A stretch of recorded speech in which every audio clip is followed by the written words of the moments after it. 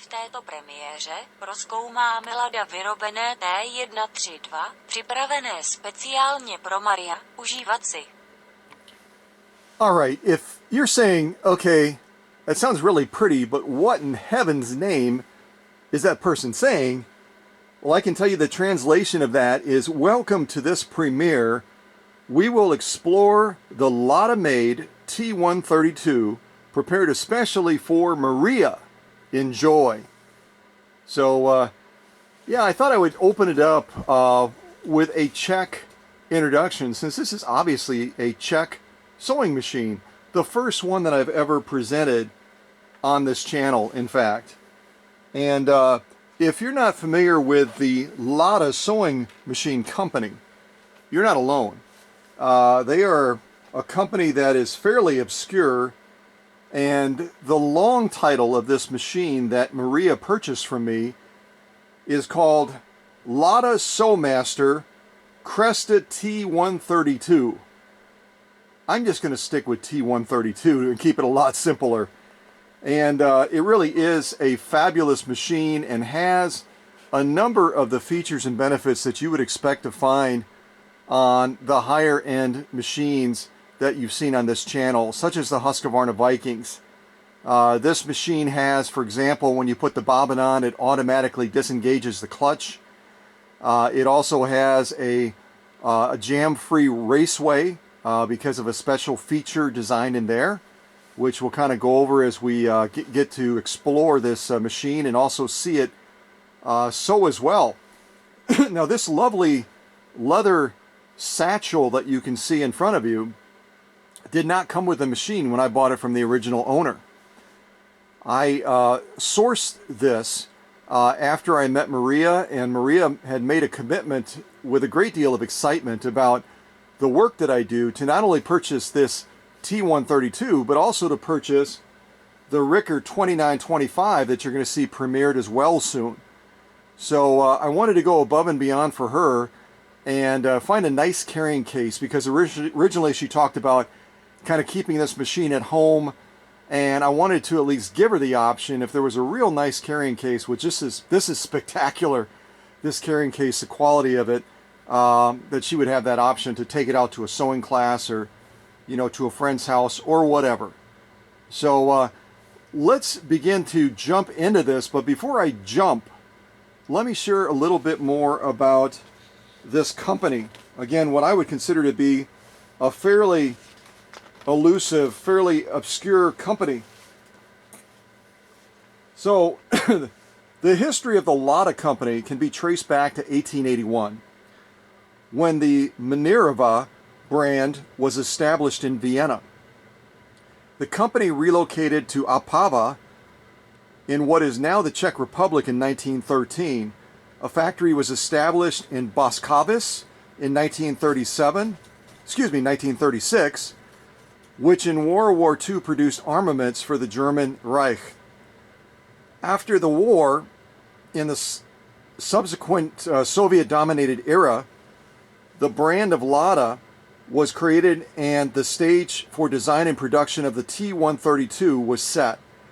Production of the T-132 started in 1957 and ended in 1968.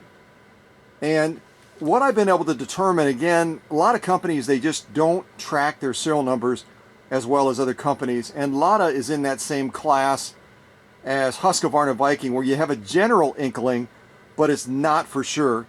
But my best determination is that this machine was born in 1958. So just a year after they started making these T-132s, Maria's machine was born. So let me work on trying to get it out of this very cool case, and we'll begin our journey, okay? And I have no music set up, so you might hear me periodically humming to myself. You never know.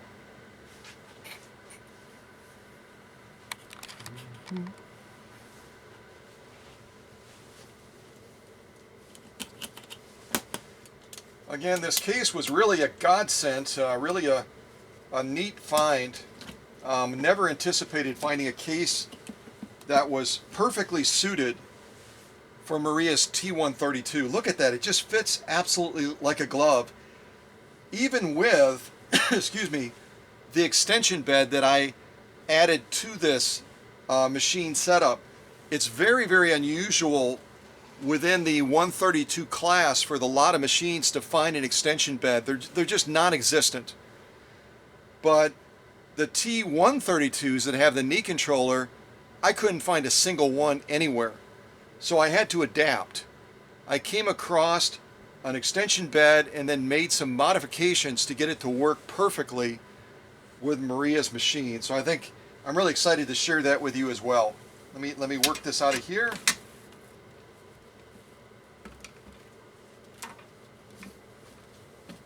Gotta kind of lean that bed back a little bit when you take it out.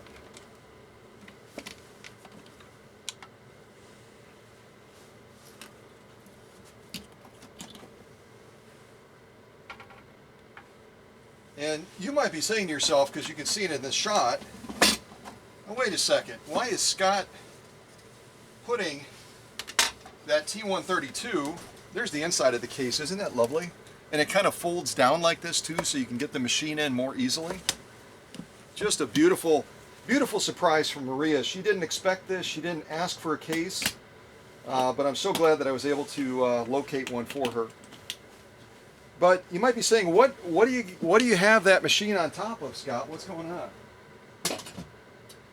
Well, I made it a point when I did my Facebook post to talk about that this T-132 was as light, if not lighter, than the Singer 222, which is the free arm version of the Featherweight. So I wanted to actually kind of open this premiere by having Maria's machine up on a scale so I can actually show you the net weight of this machine. Now this is excluding obviously the case and excuse me, the extension bed, which is the same way that they weigh the Singer 222, and it comes in right around 14 pounds. Obviously the 221 comes in at 11 pounds, so the free arm version of the Featherweight's a little bit heavier.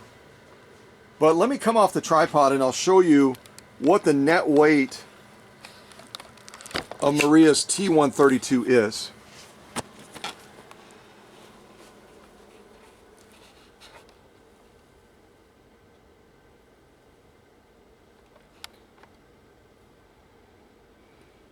So there you got it right there. I'm going to see if I can get it to focus.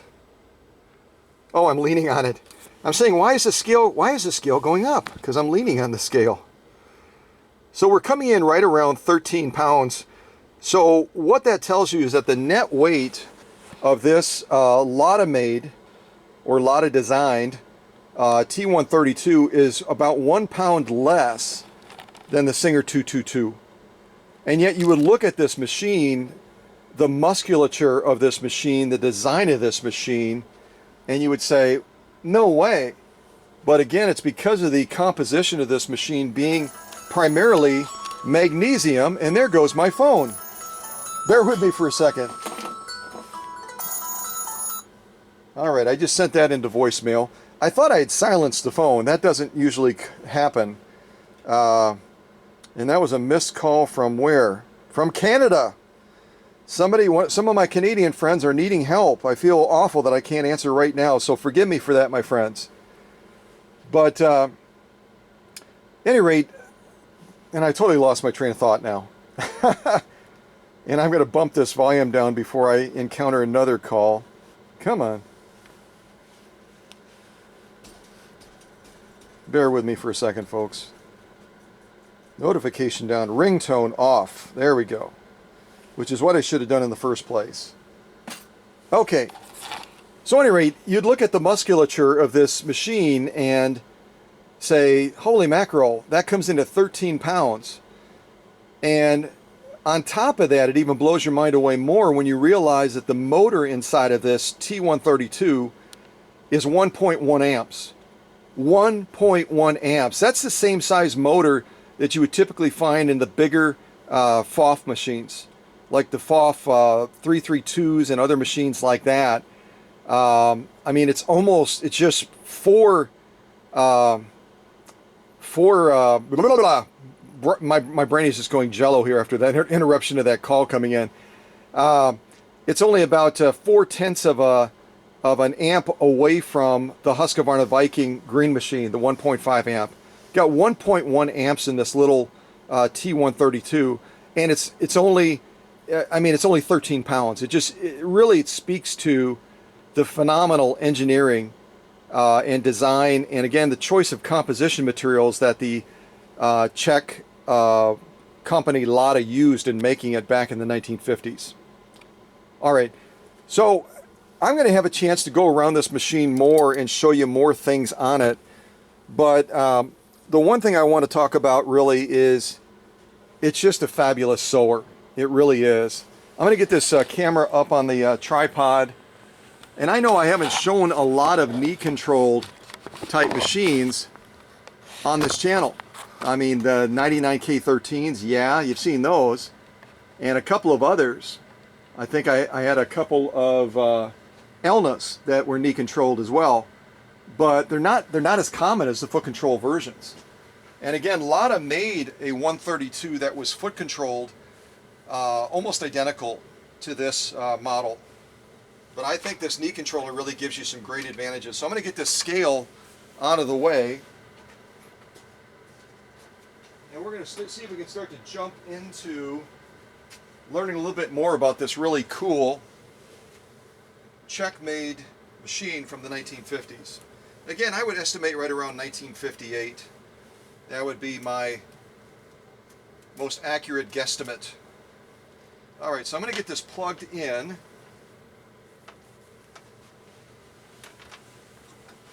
Yeah, I don't have my screen turned around, so I don't know if my big old head is in the way or not.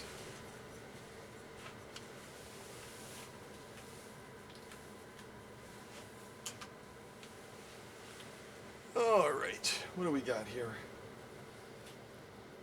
And also the other thing I want you to remember to, or remind me to do, I should say, is remind me, I want to show you the threading on this machine and also the bobbin case setup, because it's a little bit unusual. Okay? Just a little bit unusual. So let me just point out a couple of quick things on this machine, just so you have the basic lay of the land, okay? I'm going to turn my screen around just so I can look behind the camera now and see what we're looking at. Okay, we'll just come in a little bit closer. We're not going to come in super tight here. Okay, so the basic lay of the land on this T-132 is that you've got two switches on the right side to start. The top one is going to allow you to turn your light on, and it really does have a great lighting system. So there's our lighting system on with a single flip of the switch.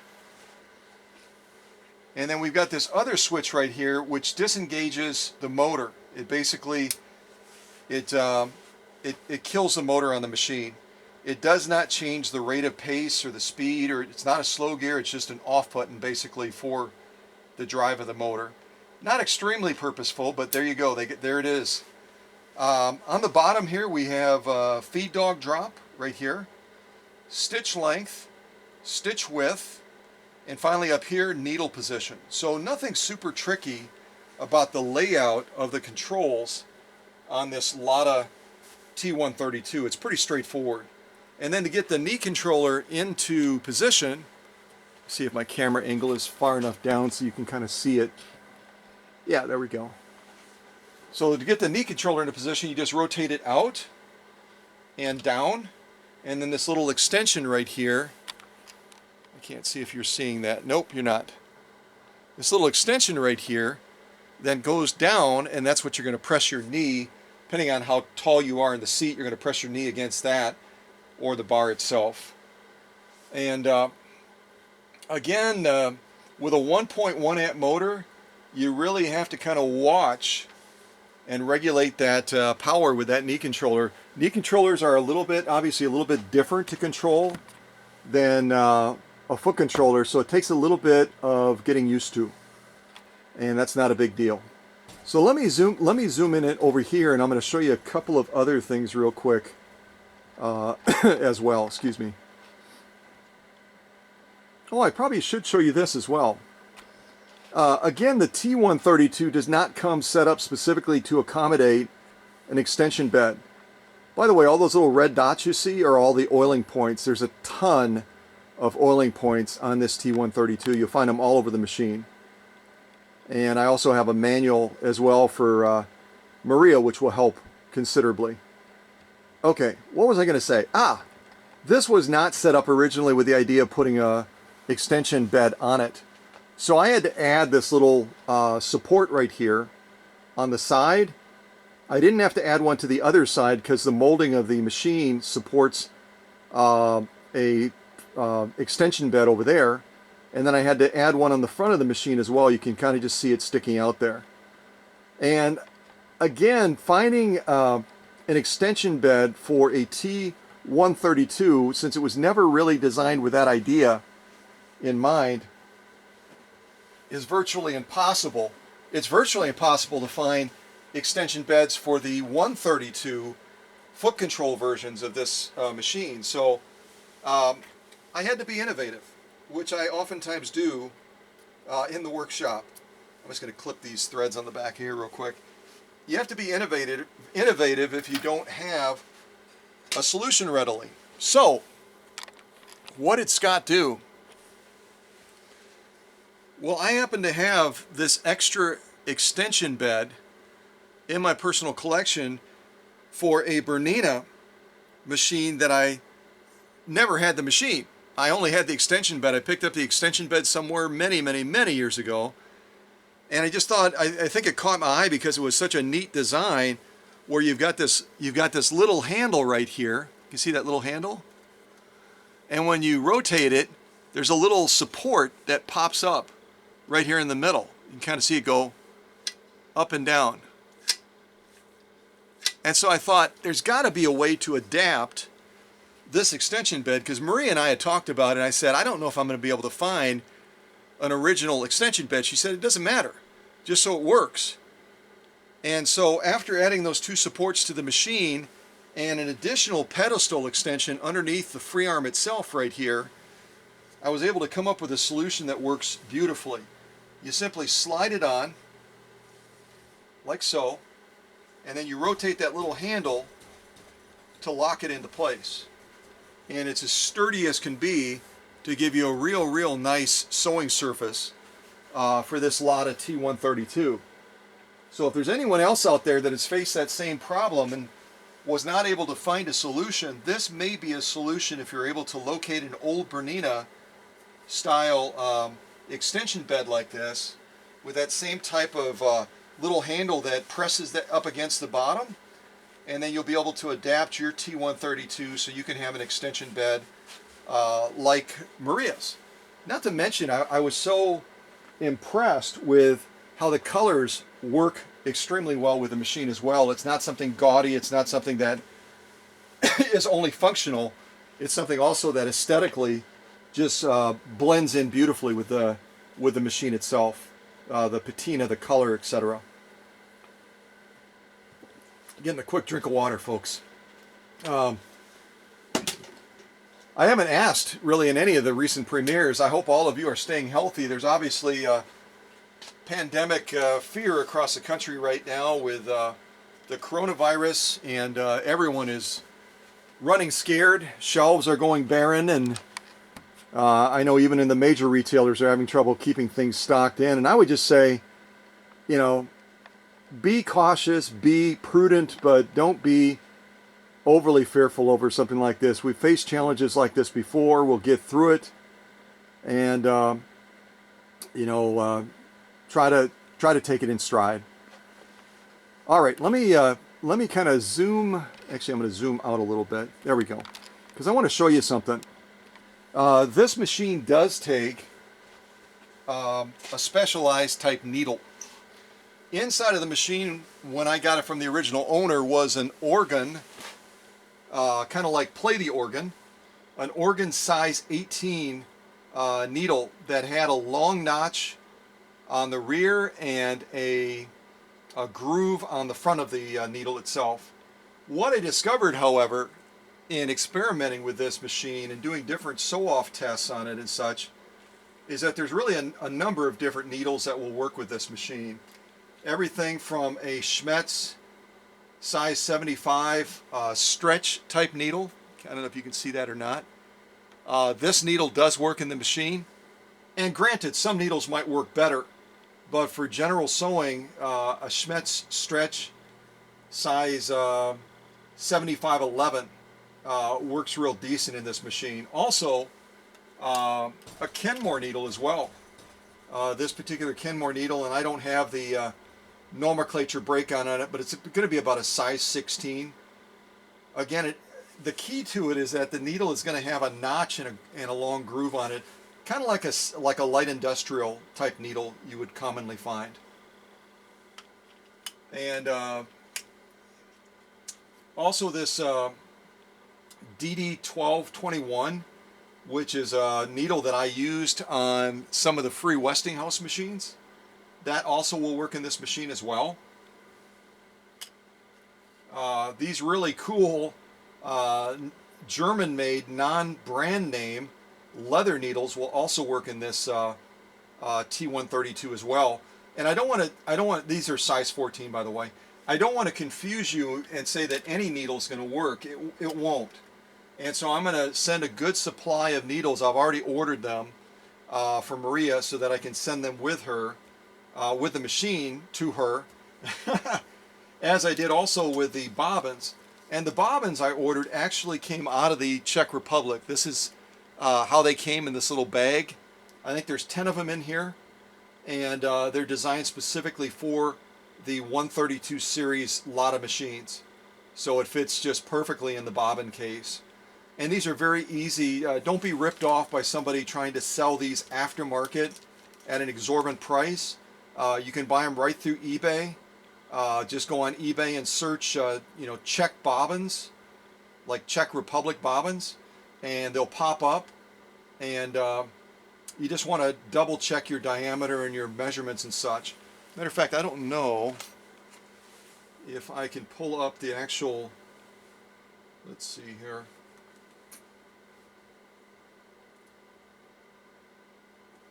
Excuse me.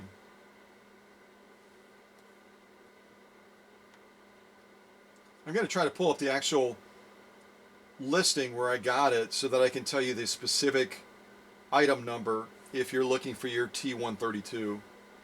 Just hang in there for a second.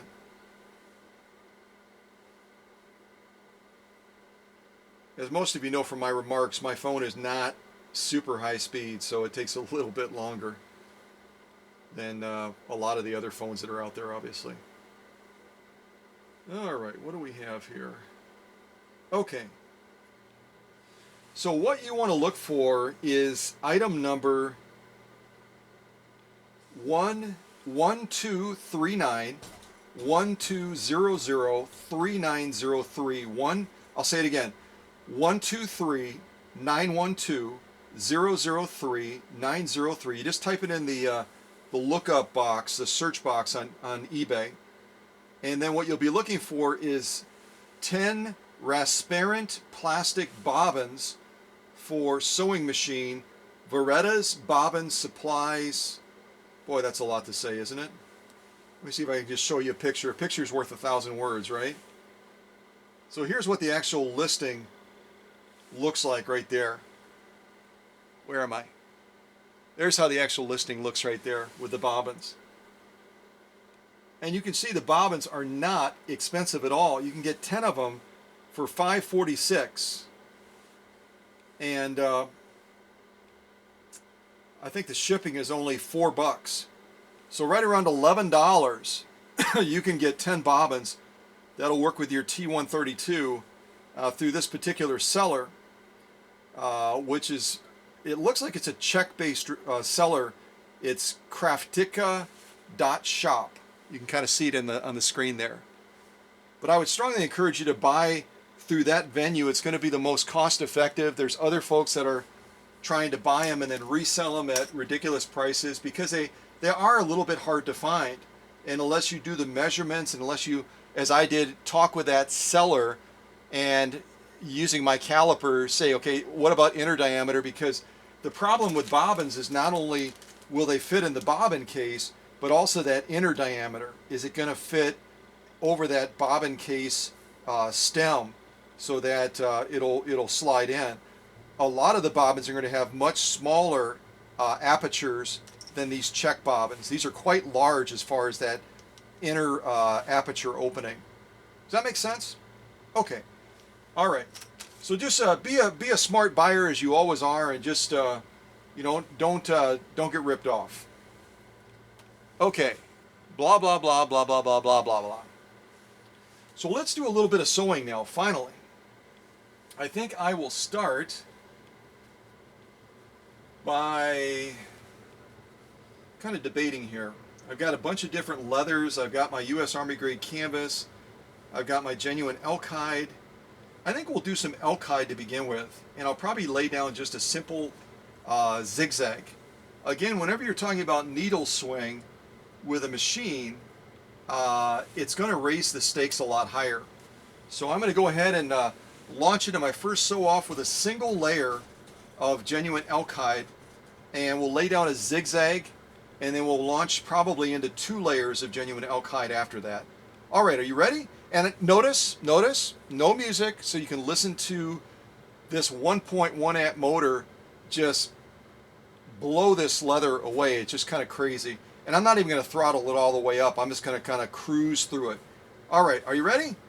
Yes, you're saying we're ready. We've been ready. All right, here we go.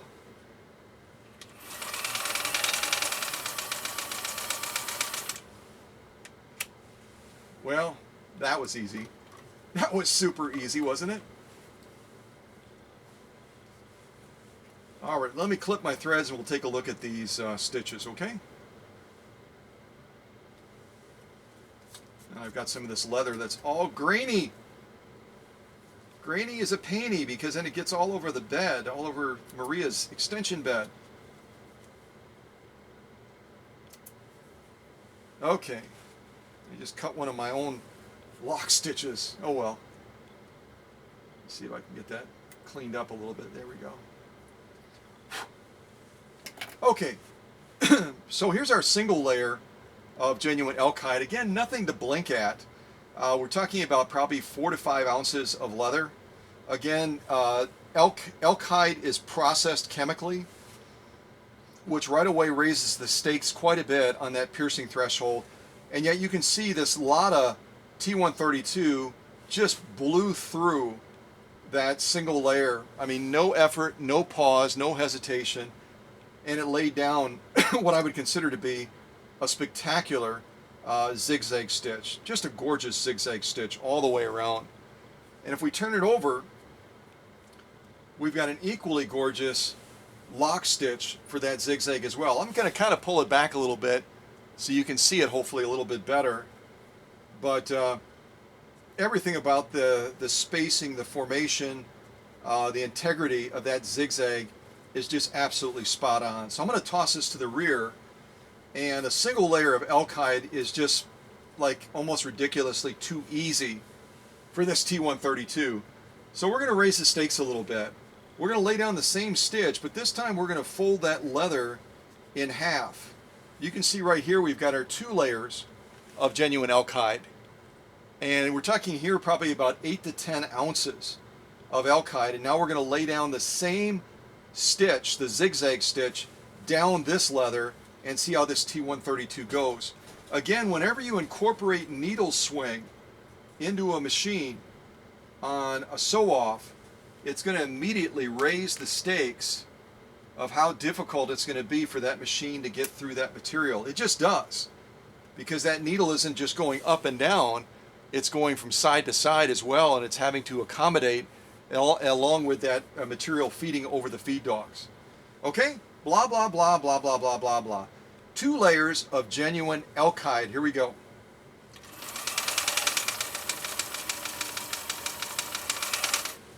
I kind of sped up and slowed down there just so I could kind of regulate my direction on that, because I was concerned, quite honestly, I was going to go off course.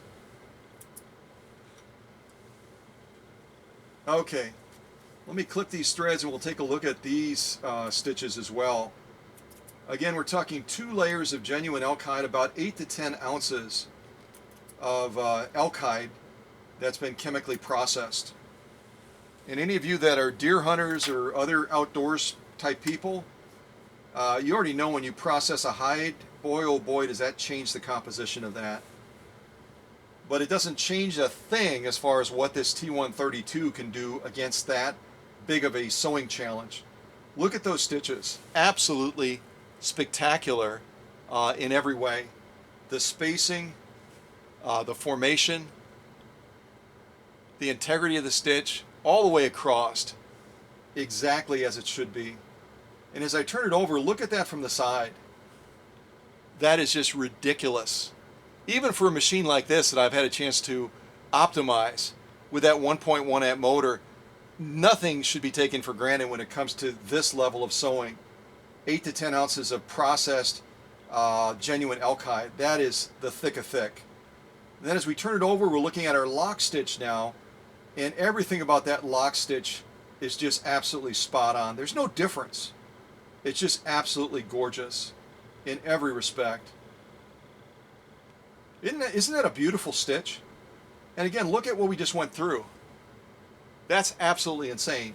So I'll tell you one thing, I'm definitely going to give a pass as well to 2 layers of genuine elk hide. I'm going to get a cloth just so I can keep this bed wiped off. It's going to drive me bonkers.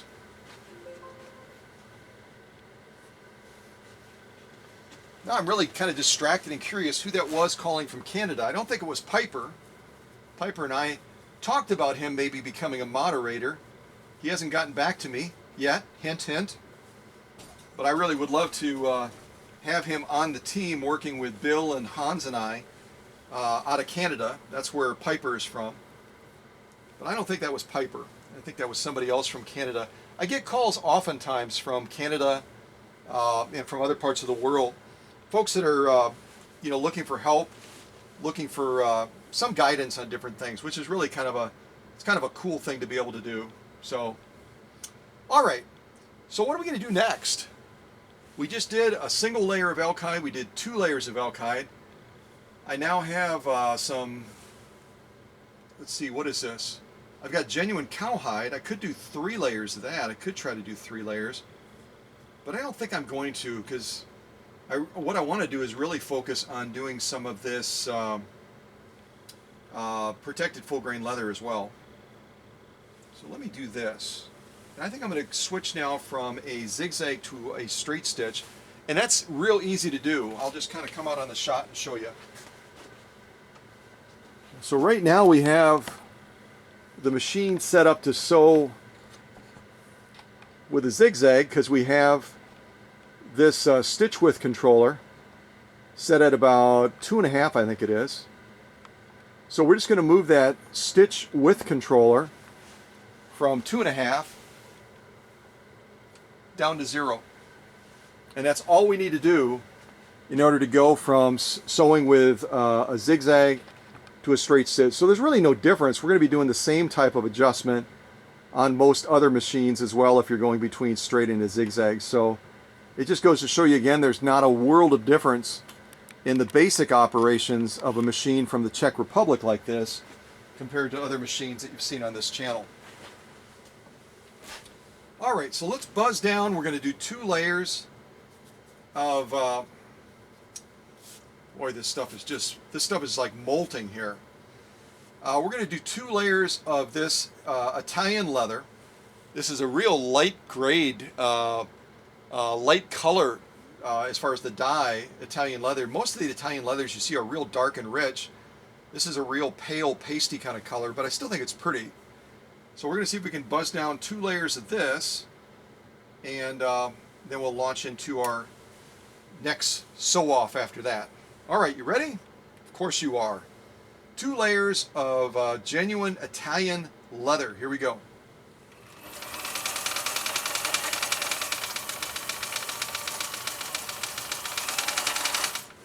All right, I had to gun it. I had to gun it just a little bit at the end. You know what I mean? I just had to gun it a little bit at the very end.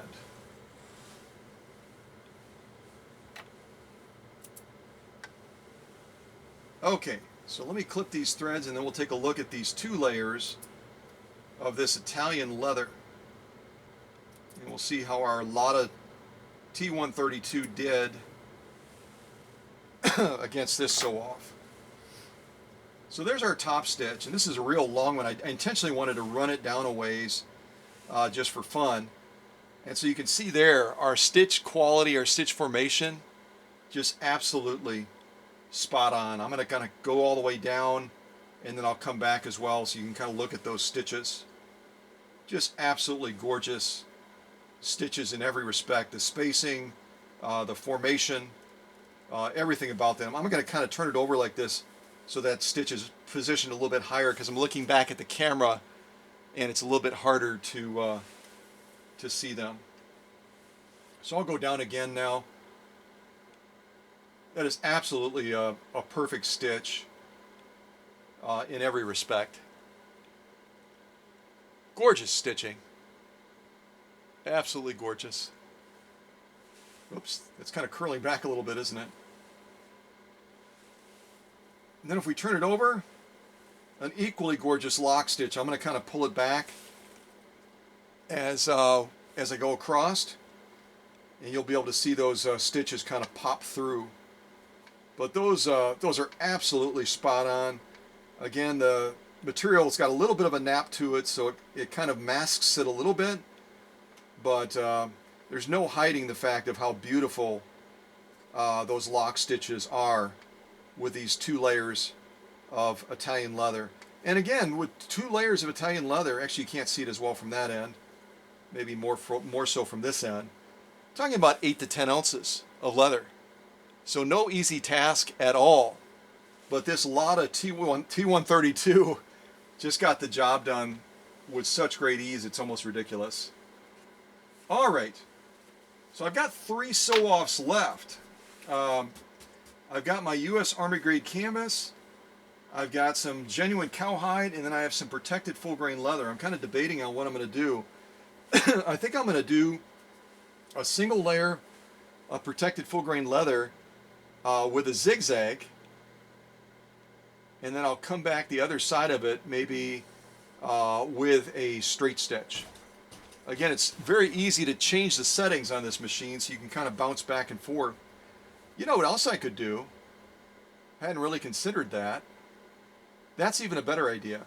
I'm going to go down one side with a zigzag, and then I'm going to come down the other side with a cam generated blind hem stitch. And I'll show you exactly how to actuate that on this machine. So let's start with a zigzag going down.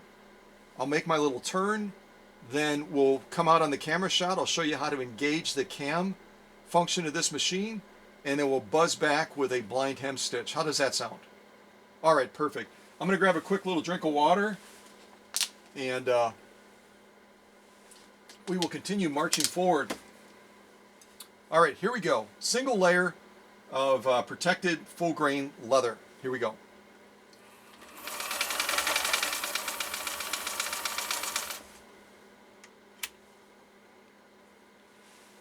Absolutely gorgeous. Absolutely gorgeous. Wow.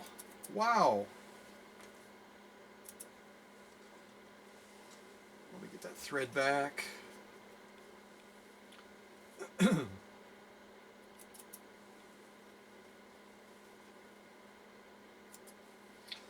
So you're having a chance to really listen to this machine run. Does it run beautifully or what?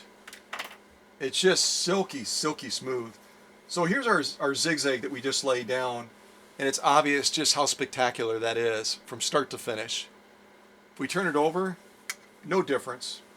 That's our lock stitch, and in every respect, that lock stitch as well for this zigzag is absolutely spot on. So let me get this back underneath the presser foot, and we're going to buzz back down using a cam generated stitch, and it only requires a quick adjustment on the machine. I'll kind of change my shot and I'll show you. So this is our little lid in the middle here that we can open. We're going to open that when we're threading the machine, which I'll show you in a little bit. And we're also going to open it when we're engaging the cam function of this machine. I'm only able to send one cam with this machine. This T-132 originally had a wide series of cams, but when I bought this from the original owner, I only had the single cam that you see in the machine there, unfortunately. So that little lever right there, you can see, this one right here, you're simply going to rotate that to the right, and it's going to engage the cam function of this T-132. So I pushed it from left to right to engage the cam, and now instead of getting a zigzag, we're going to get a blind hem stitch on that same leather. So I'm going to go ahead and come back down to the needle and probably close my lid as well, and then we'll buzz down and lay down a blind hem stitch on this single layer of protected full grain leather. All right, you ready? Here we go.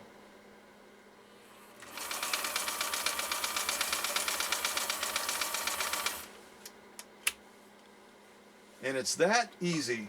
It's that easy. I'm going to go ahead and clip these threads. Excuse me. Got a little bit of a dryness in my throat today. I don't know if any of the rest of you are experiencing that or not.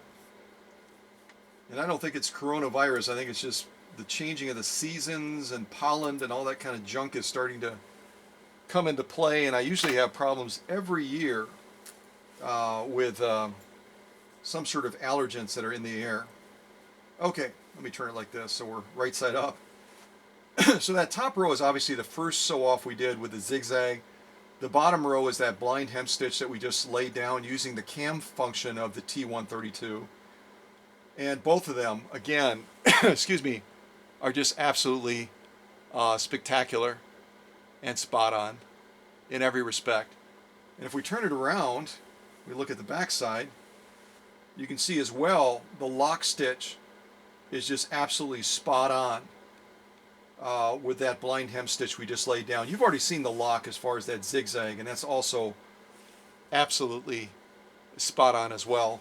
So I would definitely give it a passing grade on the cam generated stitch and also the zigzag with this T-132. I'm going to throw that to the rear as well. And also I'm going to quickly open the lid and disengage that cam function by just rotating that little lever back to the left. Okay, so our next sew off is going to be 2 layers of protected full grain leather. Definitely not an easy task.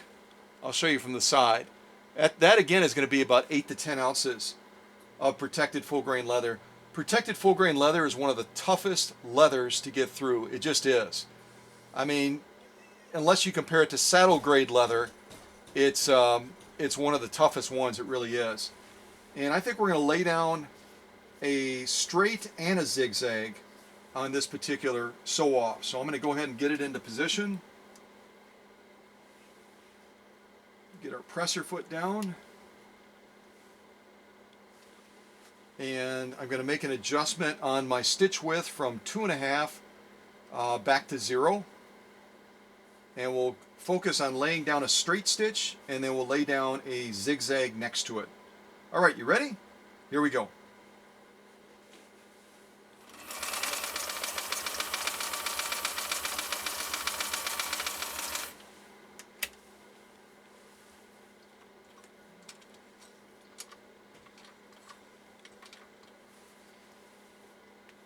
Beautiful stitching.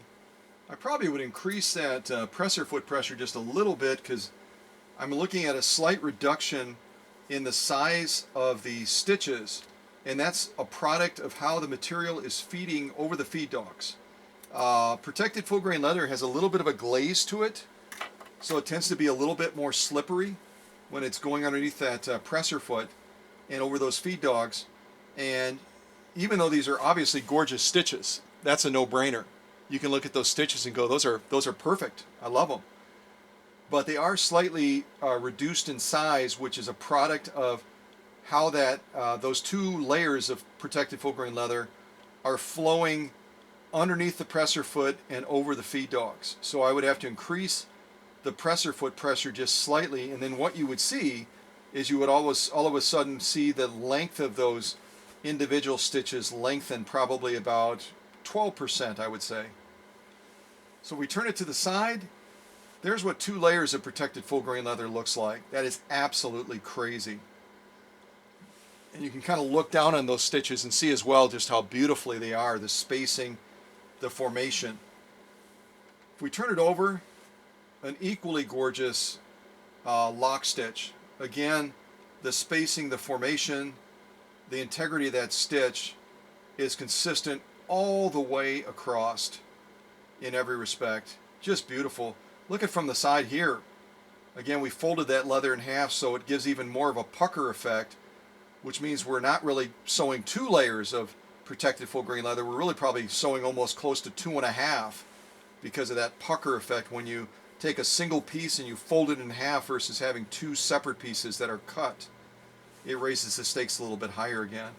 But that is some beautiful stitching with this T-132. So 2 layers of protected full grain leather, definitely a pass again for Maria's machine. I'm going to throw that to the back as well. So we are down to 2 sew-offs. I basically have 2 sew-offs left. Oh wait, what? I'm losing my mind. I told you I was going to do something and I almost forgot to do it. We're going to do a zigzag going down the other side. Duh! Alright, I'll just declare that I have a head cold and it's not my fault. Dr. Singer is shaking his finger at me. I hate when he does that. So again, I'm just adjusting the stitch width from 0 back to 2.5. And now we're going to lay down a zigzag down 2 layers of protected full grain leather. Again, we're adding needle swing now, which immediately is going to raise the difficulty of this task. But I think Maria's T-132 is going to get the job done spectacularly. All right, are you ready? Here we go.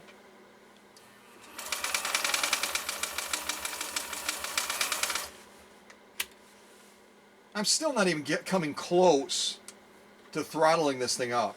You're only hearing like a smattering of the 1.1 amp motor on this LADA T-132.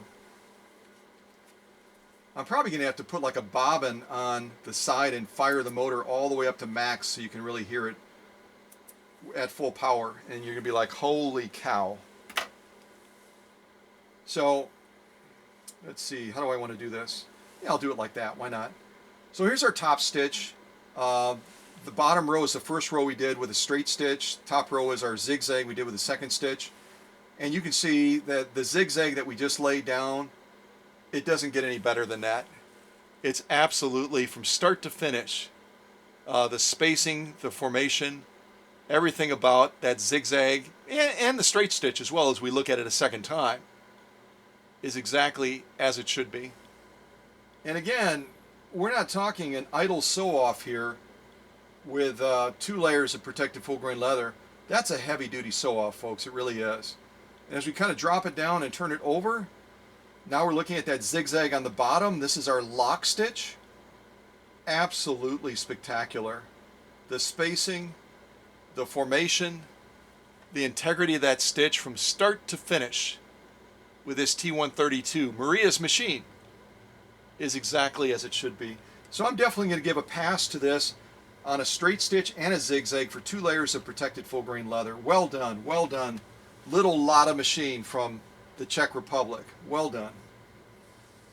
Okay. So what I'm going to do now is some of my genuine cowhide. And I think I'm probably going to see if I don't know if I'm going to be able to do this or not. I'm going to have to really fold it in kind of a funky way. Yeah, I don't know if it's going to work or not. I'll give it a try. So here's our genuine cowhide. And I folded it so we have 3 layers of it. We're probably talking about 10 to 12 ounces of genuine leather, genuine cowhide leather. So I'm going to try to lay down a straight stitch on this. And then we'll have 1 sew off after that. We're almost at the finish line, folks. We're almost at the finish line. So I'm just going to adjust my stitch width from 2.5 back to 0. And let's see how this LADA does with 3 layers of genuine cowhide. This is going to wiggle a little bit, so I'm going to have to kind of really hold it in place. All right. Get that take-up arm to the highest position, and here we go.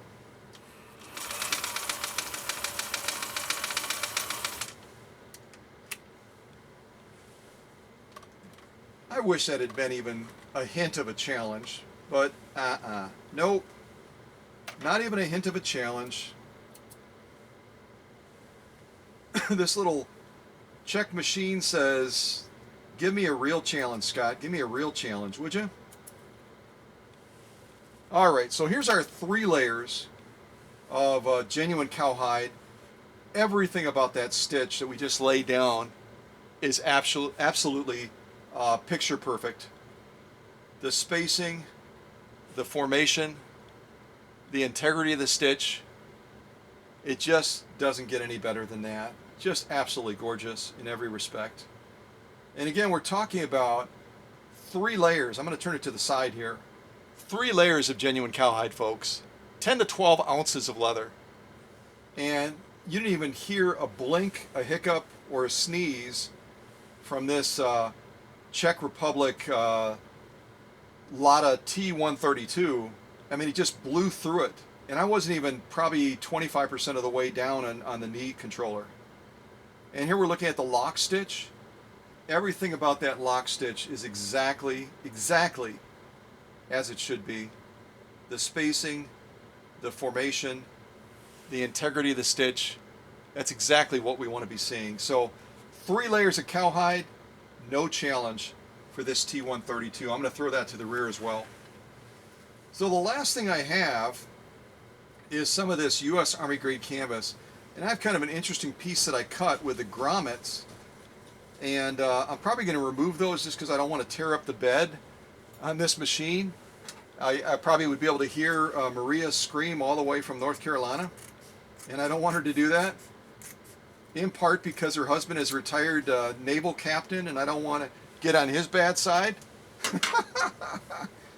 So I'm going to do this. I'm going to do a little bit of buzzing around with this just for kicks and giggles. I've got it folded over, and we're talking about 2 layers here, talking about 2 layers there, so we've got 4 layers. We've got the seam allowance as well, where we probably have extra spacing on there as well, but I'm not going to worry about that. I'm just going to navigate around this a little bit like I sometimes do for fun with my little circles, and just show you that you can really regulate and harness the power of this machine when you're trying to make some tight turns and when you're trying to really control where that machine is going to go.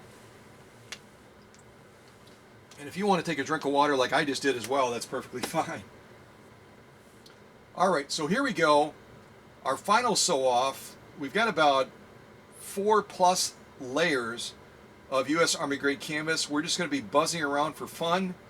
And I'm really wanting to kind of show you the ability to control and harness the power of this Mighty Mite, this T-132. All right, here we go.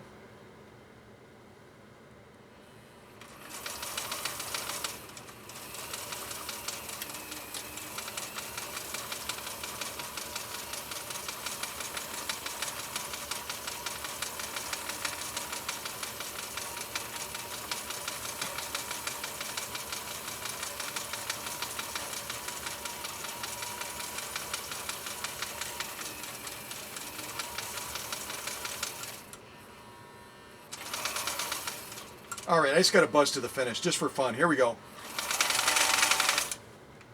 There we go. Had to do it. Had to do it.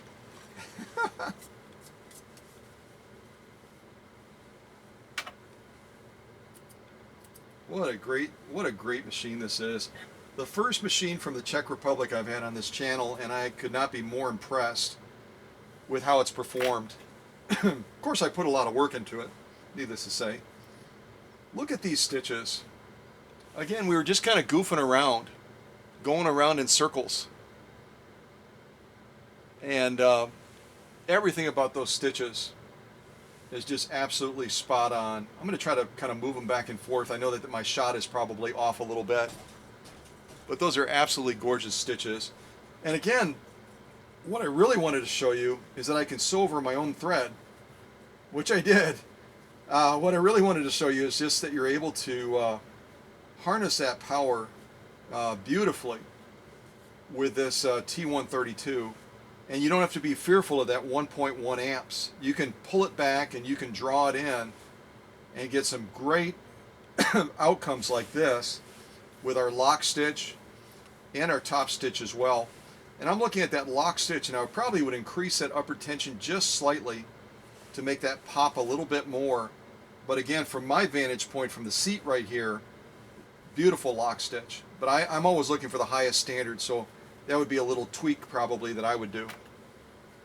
But I am absolutely impressed with this T-132. Every sew-off that we put in front of it, it's just absolutely knocked it out of the ballpark. I'm going to set this one over to the side. I'm going to put our protected full grain leather near the end.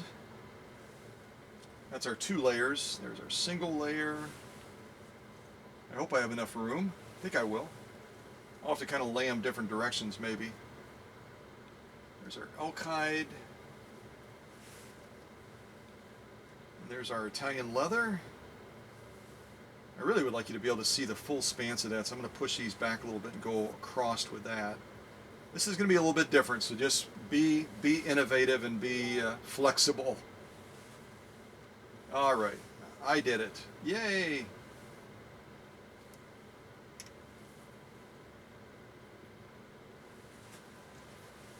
Okay, so let's see if we can zoom in on these and get a closer look.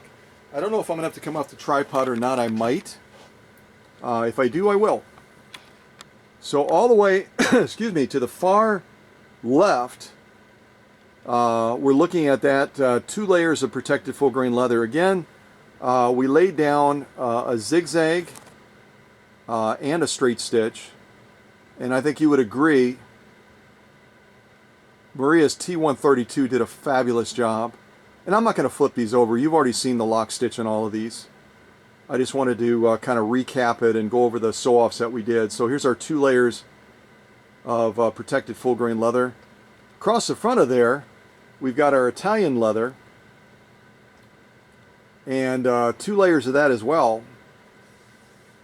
Just absolutely drop-dead gorgeous stitching on that also, all the way down, start to finish. Absolutely spectacular. We kind of buzz back up. Now we're looking at that single layer. I think we are. Yeah, we're looking at that single layer of protected full grain leather. We've got a zigzag and we have that cam generated blind hem stitch. And once again, Maria's machine did just a fabulous job. Absolutely spot on in every respect. And if we move over to the next sew off, yeah, we can still see it, thankfully. That's our single layer of genuine elk hide, and that zigzag is absolutely as it should be. The spacing, the formation, absolutely spot on. Just a gorgeous stitch, it really is. If I kind of move over a little bit, now we're looking at the 2 layers of genuine elk hide. And we're kind of looking behind the needle there for the beginning of the stitches because of the way I positioned it. And there again, we have just an absolutely spectacular zigzag from start to finish on 2 layers of genuine elk hide. Look at it again from the end. You press those together, I mean, we're talking that is not an easy task. But then we even raised the stakes a little bit higher, and we decided to do 3 layers of genuine cowhide. Look at from the end there. You're only looking at 2 layers right there. There's another layer behind and kind of down on the bottom there. And there we laid down just a straight stitch, but I shouldn't say just a straight stitch. I would say a spectacular, brag-worthy straight stitch in every respect. Absolutely lovely, lovely stitch. And then we goofed off, because if you do all that hard work, you got to goof off a little bit, right? And we wanted to demonstrate, I wanted to demonstrate for you that you can control and harness the power of this T-132 with that knee controller. And so we did a number of navigational turns, regulating that speed, I thought, very beautifully. And getting an outcome, I'm going to kind of come out so I don't make you dizzy. Getting an outcome that I think is absolutely spectacular to show not only the quality of the stitch as you're manipulating that material over the feed dogs and you're forcing it to make those turns rather quickly, but also the way we were able to harness that power in when you're talking about 1.1 amps. So I'm totally, like I said, this is the first Czech Republic machine that I've had on this workbench, on this channel. And I could not be any more impressed with the way this T-132 has performed. And I guess I shouldn't be utterly surprised because like I said, I poured a lot of time into it. And you'll see that with the Facebook shots. I'm going to get these sew-offs off the table for now. But you know what, nonetheless, a machine can only be brought to a certain level.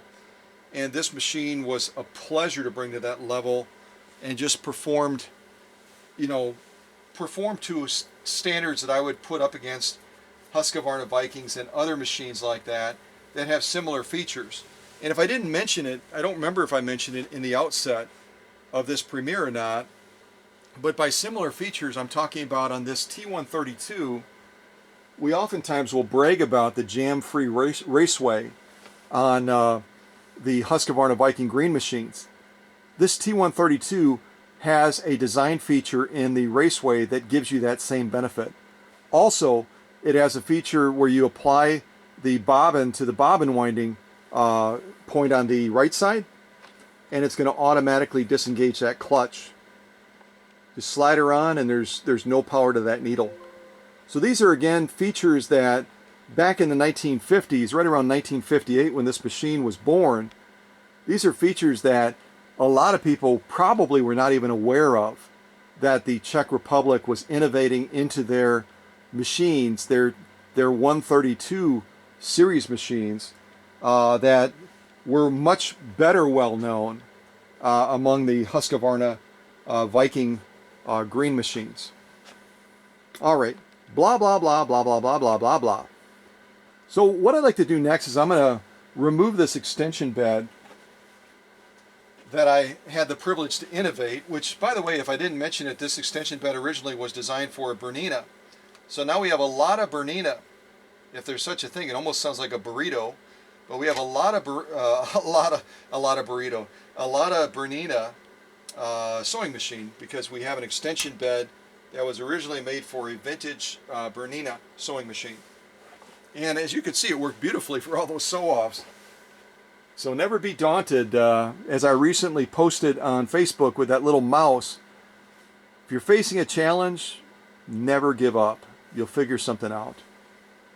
And you can always use Bill and Hans and myself as resources as well to kind of brainstorm through some of those challenges. Okay, so what I'm going to do first is I want you to, before I forget to do it, I want you to be able to hear the power of this machine. And I should actually stay out like that too, so you can see the bobbin and you can see the needle not moving. So, but I want you to hear the power on this machine. You heard the machine running, obviously, but you didn't hear the power of the machine all the way maxed out. So I'm going to put one of these bobbins that I got from Maria from the Czech Republic. I'll just slide it into place. And now I'm going to throttle up that knee controller and tell me what you think. Here we go. Actually, I'm going to even shut off my little heater so you can hear absolute silence. Ready?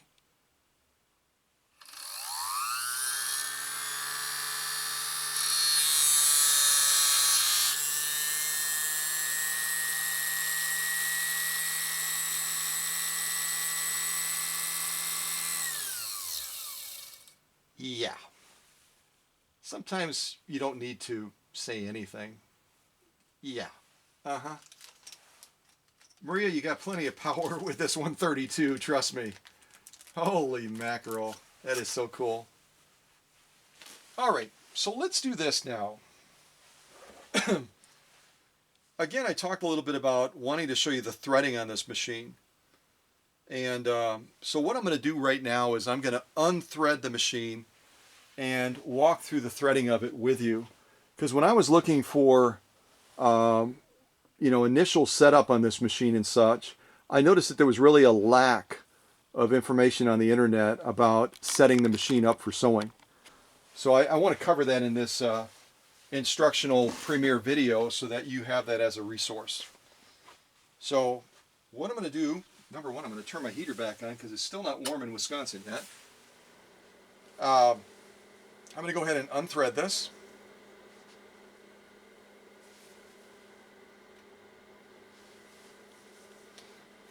And for all of you that are particularly fixated on threads, this is a very basic Coats & Clark all-purpose thread that I'm using. Nothing fancy at all. Just real basic white. Available at Joann Fabrics, available at major retailers all over the place. So, step one, and I'm trying to think about the easiest way to do this, because if I come off the tripod, I'm going to have to hold the thread with one hand and hold the camera with the other hand. It's going to be a real nightmare. So let's see if I can do it from the tripod and make my life a little bit easier. So step one is obviously you need a spool of thread. Duh. So I'm putting the spool of thread on the rear of the machine, and then since you'll notice right away that on this T-132 there are no thread guides on top of the machine. There's no thread guides. Notice that? Where we would usually have a thread guide on the rear, thread guide on the front, and then we'd come down to the tension control area. There's nothing. There's no thread guides. So what in heaven's name do we do? Well, if I zoom in on the front of here, you're going to see a little hole. And there's a nearly identical little hole on the rear of the machine. So coming off of the spool pin, we have to thread through the little hole on the rear of the machine, and you'll see it pop out through underneath the faceplate. Just going to check my shot, and then I'll walk over by the machine.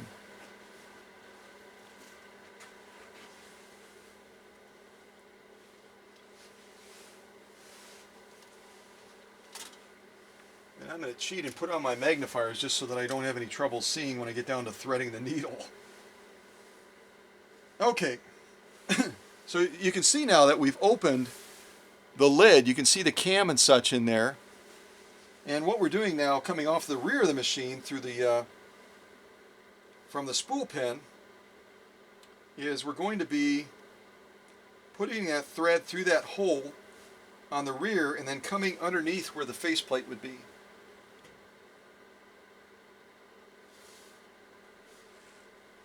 I don't know if you can see it starting to pop through right there.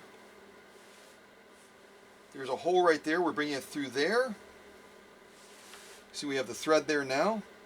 Now we're going to be carrying it through the other hole on the front of the machine. You can see it now coming out the front of the machine there. We'll take up our slack, which I have a lot of. I better take up some of the slack on the spool. Okay, now we're going to close our lid because we don't need the lid open any longer. And now from there, this is where it might get a little bit more tricky. Let me see if I can adjust my tripod and come on the other side. And actually, I'm not going to have to operate the machine, so let me put my knee controller up as well. And we'll rotate the machine just slightly so it'll make it a little bit easier to show you the other steps, hopefully. And we'll adjust the camera a little bit. That's a cool shot. That was unintentional. Hi, Dr. Singer.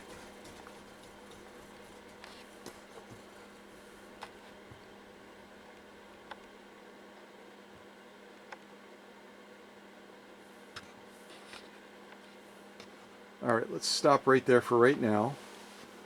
So what we're doing now is we're going to take that thread that just came through that other hole on the front of the machine, and we're going to come through the tension discs like we normally would on any sewing machine. And on the tension discs for this T-132, you'll go to the rear of the tension discs and then come around the top, like so. And what I'm going to do now is change my shot a little bit and come in even closer, if I go the right way. Trying to see if I've got a good enough... Yeah, I don't think that's a good enough angle. Let me rotate the machine a little bit further. Okay. Which means I have to adjust the camera, right? Hello. Oh my goodness. Trying to hold a thread, and this could be a Marx Brothers movie here pretty quick.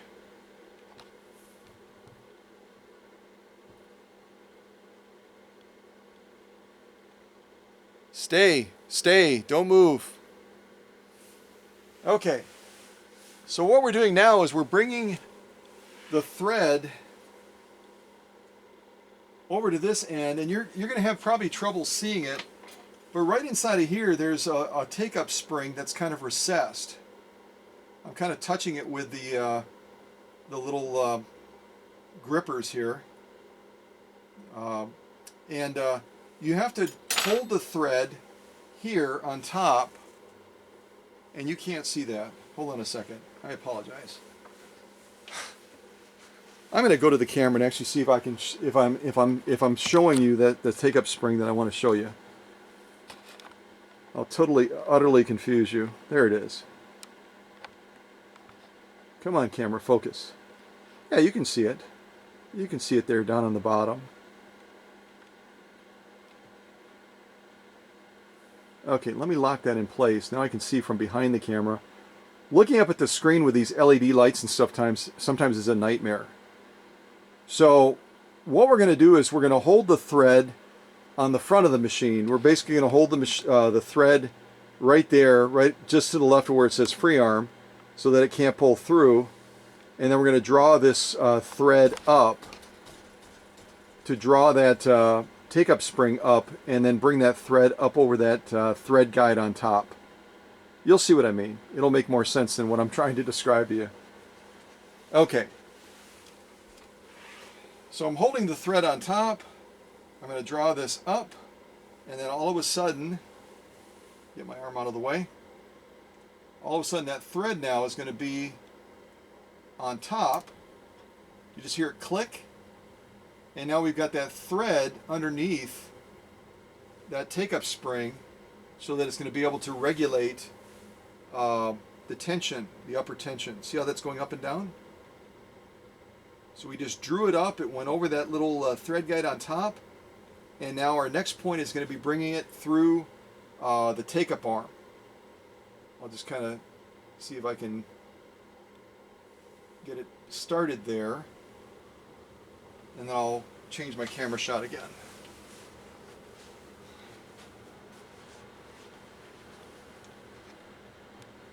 Yeah, you can see that. That's perfect. Then we have a thread guide down here. We'll go through that. We have another thread guide. Can't really see it, but it's there. We'll kind of go through it in steps. I'll come out kind of like that, because we've already gone from there up to the take-up arm, back down, and we're going to hit that thread guide, and then there's another thread guide just above the needle, which is a little bit hard to see right now. And then we're going to be threading this from front to back.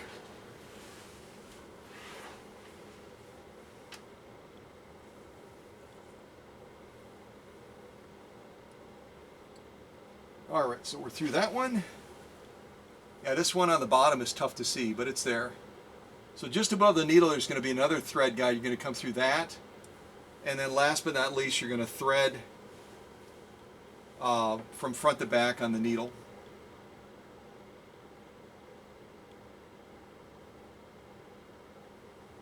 Alright, if I don't get it the first time, don't laugh at me.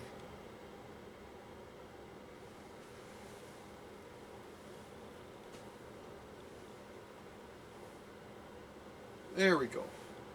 Then obviously underneath the presser foot and to the rear. Okay, now we're going to focus on the bobbin case, because that also is a little bit different. I'm going to rotate the machine back. So we just did the upper threading for the T-132 is what we just accomplished. Yay! So I'm going to move this knee controller out of the way, and now we'll focus on how to thread the bobbin case. And the bobbin case is a little bit tricky, just a little bit tricky. Alright, I'm going to move my camera tripod back.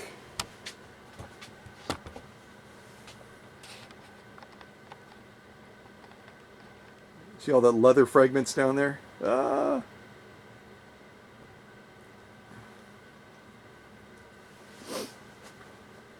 I'm going to bring a chair up as well so I can not have to hunch over.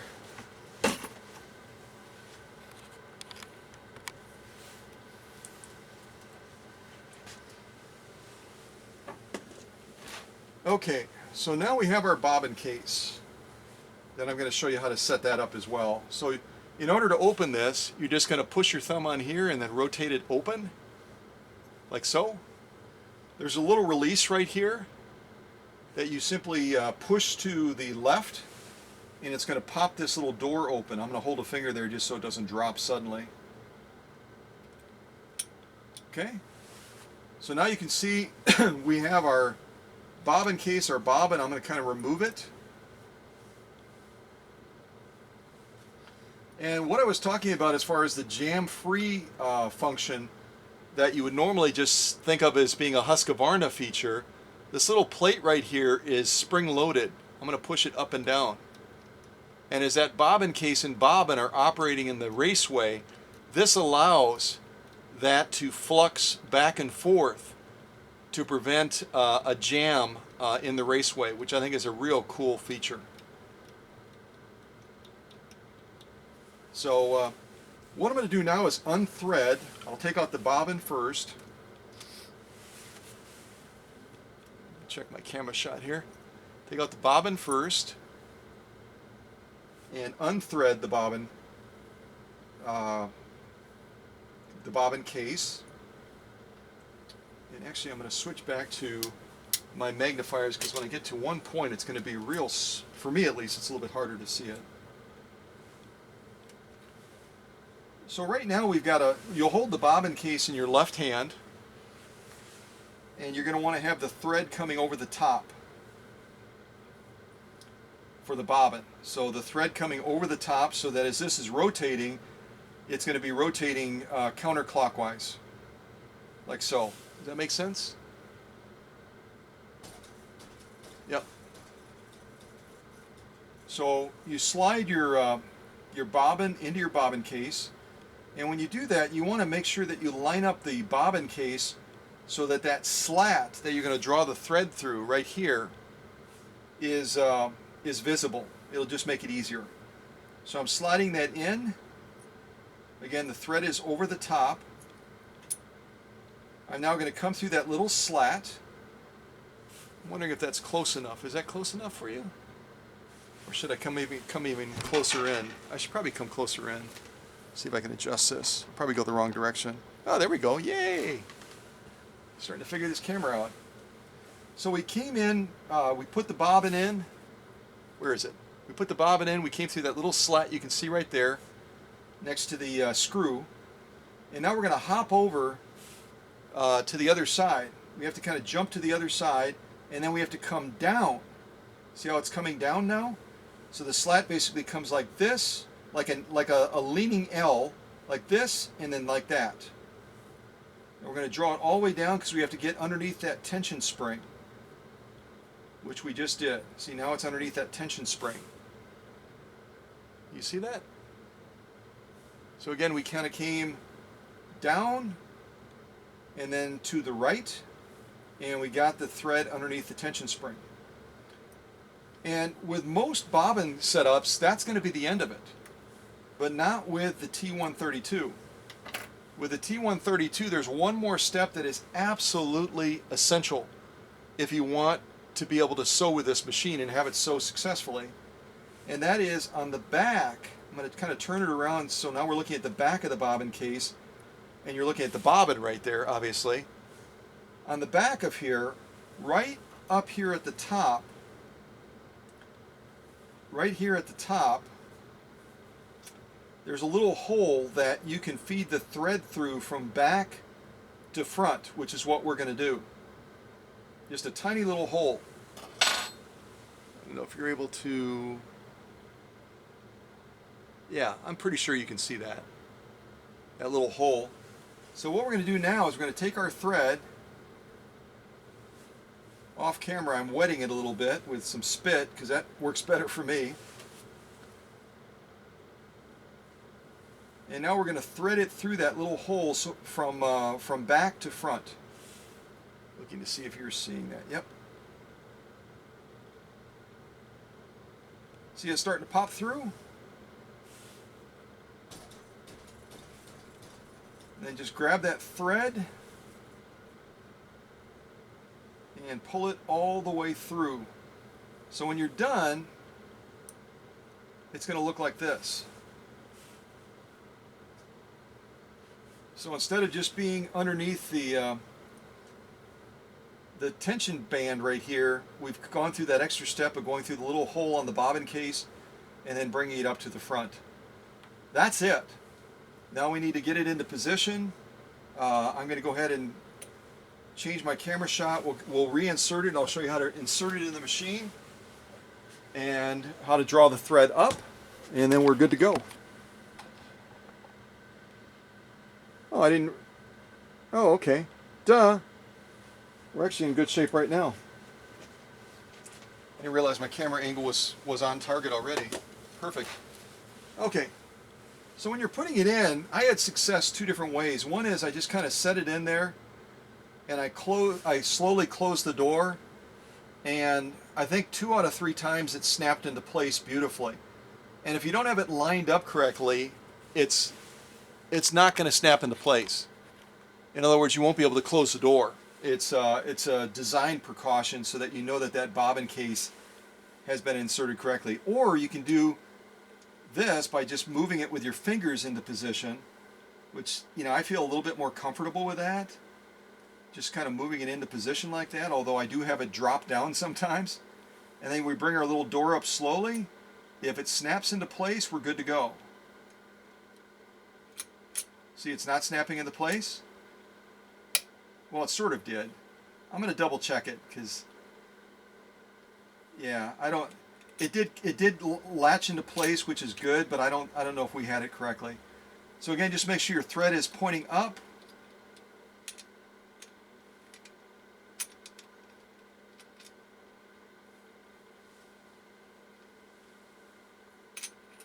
Oh, gumdrops. I actually tested this before the premiere and it went flawlessly. So of course now while I'm on camera, it's going to be all wonky donkey. So there we go. I just decided instead of trying to baby it, I just kind of lined it up and then closed the door very gently, and it snapped into place nicely. So now, just like on any other sewing machine, you're going to rotate, let me come out on my shot a little bit, you're going to rotate that balance wheel towards you. There we go. I think is that pretty good? Yeah, you're going to rotate that balance wheel towards you, holding the thread in the rear, as usual. And we're going to draw that thread up so we can be in a position to begin sewing. Bear with me for a second here.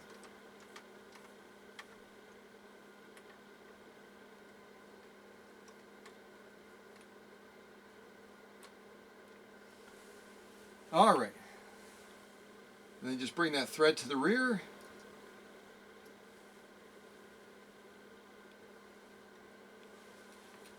And now you can close your door, and you're all set to resume sewing. And I will tell you that it is possible that when you're putting that bobbin case in, that it can rotate a little bit to the left or right. So I would strongly recommend, once you get it all set up, it snaps into place, you bring that thread up, everything seems to be good to go.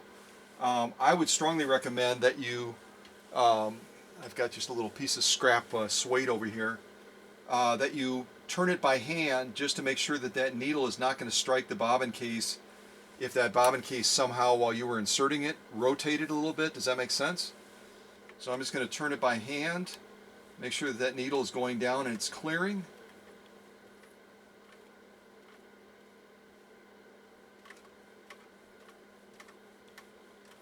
Perfect.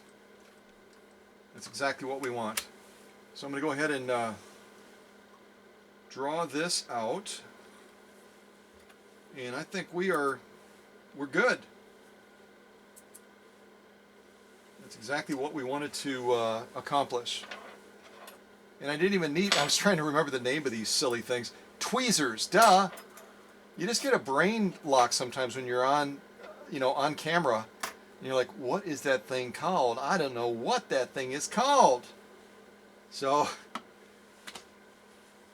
but hopefully this was a premiere that really got you excited about the work of the Czech Republic, specifically the LADA company, that I think did a fabulous job in designing the T-132 that's going to be heading very soon out to North Carolina. The only thing I want to do real quick to wrap things up, if I have time, I hope I have time, my battery's starting to show that it's a little bit tired, is I do want to jump over to Facebook and just show you some of the progress shots. And I'll go through these rather quick. A lot of these shots are going to be just kind of me getting acquainted with the machine and machine shots, but some of them are going to be showing service points and service processes. So, all right, let's see how far we can get on this without the camera dying. Oh, and I also should mention during this premiere that we just achieved our milestone of 7,000 subscribers. Ha ha! How cool is that? I wish I had like a bell to ring or something like that. I don't. So keep watching. We're going to be doing a major giveaway quite soon. So this is Maria's T-132. It's invisible right now. I don't know why it's invisible. Probably because this computer sat idle overnight.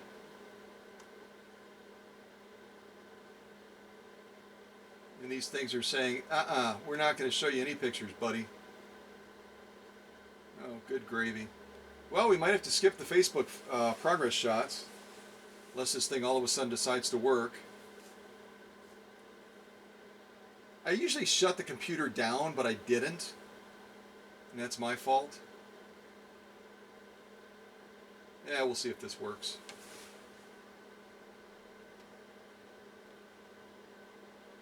Yay!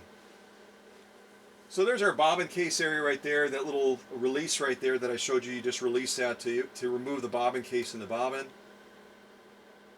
There I am trying to insert it, which probably worked much better that time than it just did on camera.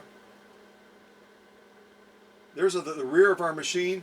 I don't know if you can see it in the shot or not, but there's this little lever basically right here. It's an arm that's part of the bobbin winding system, and that has to rotate out when you're winding a bobbin. Otherwise it's up against the back of the machine where you see it right there.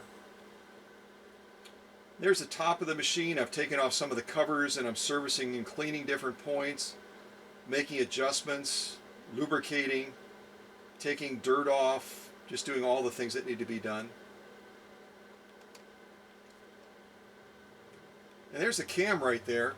And I did some reading online. I'm not saying that it's accurate or correct, but there are some people that said that the flat Singer cams that are out there that you can acquire will also work on this LADA machine. But I wouldn't recommend trying that unless you hand turn it and you're real careful.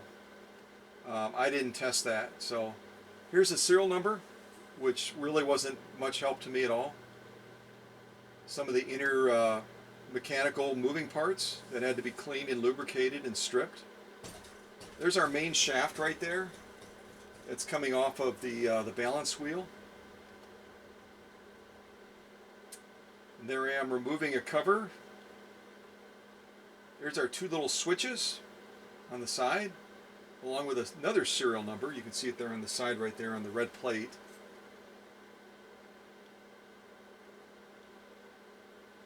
Our knee controller. And that again is our stitch width controller right there that we're looking at, and just above it the needle position adjustment. Stitch length control. And there's the full scope of it right there, including the feed dog drop right there on the bottom just above the knee controller. More cleaning. And there's our needle bar and our press-a-foot bar that also needed special treatment. You can look inside of the faceplate, and really is quite an excellent lighting system on this machine. Really excellent. Excuse me. And just more cleaning, even off of that. This is that little arm I was talking about that you have to extend out to do bobbin winding. Come off the top, go through this little thread tensioner right here down to the bobbin. That even, you can see how filthy that was as well. So more cleaning, more adjustments. That's the rear faceplate on the machine. There's our motor case cover right there. Oh, I noticed that Dr. Singer's kind of peering through. I don't know if you can see that in the shot, just barely. He's a curious little guy. There he is again. I really like the industrial kind of gray color on these T-132s. They're really, really cool. I really like the look of them. Made in Czechoslovakia. They did a fine job. They did a real fine job. And there's that powerhouse. There, as my friend Hans says in Norway, there's the engine. And that is a heck of an engine on this T-132. Again, 1.1 amps. So if you compare it to the Singer Featherweight or the Singer Featherweight 222, the free arm version, it has almost 3 times the power of either one of those machines. Almost 3 times the power, and yet it's lighter. It's lighter by a pound than the 222. It's just mind-blowing. It shows you how smart the Czech people are in designing a machine. Closer shot of the motor. Obviously there's going to be lubrication points on either end for the pulleys. Make sure you lubricate it with the proper lubricant. There's our nomenclature plate that shows you the 1.1 amps. There's one of the motor brushes. I deal with a lot of motor brushes, and the meatiness of these motor brushes just tells you that they designed this motor so that it would be able to enjoy the full benefits of that 1.1 amps. Those are real meaty and girthy type motor brushes. And there is the LADA T-132 in all of its glory. I think I almost came full circle. Almost. And if you decide you want to take apart the free arm, did I already come around? Yeah, I did come around already. Duh. If you want to take apart the free arm, you need to do it with a special Allen wrench. You can't do it with just a standard screwdriver. Don't do it with a standard screwdriver, because it's going to potentially screw the threading up on it. I was going to try to go to the next set of photos, but I don't know if this thing is going to cooperate or not. Probably not. I'll try going back one, see if that works.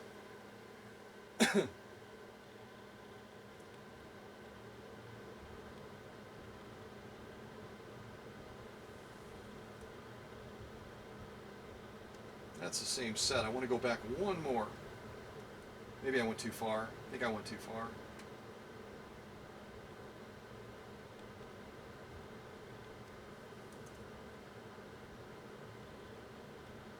Come on. Scroll, scroll, scroll.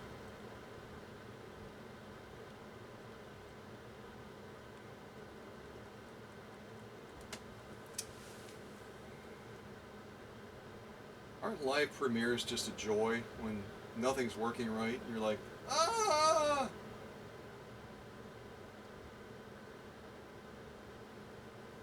Well, the other progress shots, you can look them up if you're real interested to do it on Facebook. Because my computer it's not going to cooperate right now and allow me to get back to that second set of photos that I wanted to share with you that just show more of the deep cleaning. This particular machine had a lot of gumminess, a lot of dirt, a lot of junk on the inside of it, and required a lot of deep cleaning in order to get it to a point where I was satisfied that it was running at its tip top. I am such a stubborn guy. I'm really determined to try to get back to these other photos if I can do it, but I don't think it's going to happen. All right, let's forget it.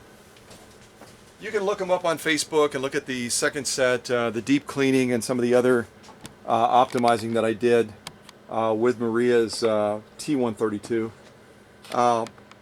But this really is what a neat opportunity to have my first machine from the Czech Republic be this T-132 and just be utterly impressed with the way that it's performed and the way it's done its job after I got done working on it. So hopefully you found this informative and fun, and it really has opened your eyes to the possibilities of trying to acquire one of these machines yourself. They're pretty hard to come by, to be honest with you. But if you get it and get it running, well, you can send it to me and I'll get it running as well as Maria's. You're going to have an absolute blast with it. You really will. So let me see if I can do one last fun little thing. And then I will return that call to this mystery caller from Canada and see if I can be of help.